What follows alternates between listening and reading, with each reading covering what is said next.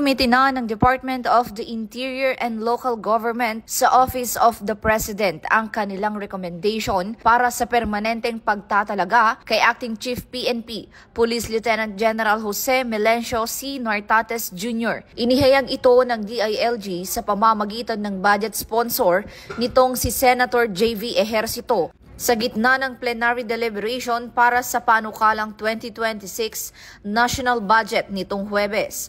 Ayon kay Lacson, maaari namang italaga bilang full-time PNP chief ang isang opisyal kahit pa may 3 bituin lamang tulad ni Police Lieutenant General Nartates.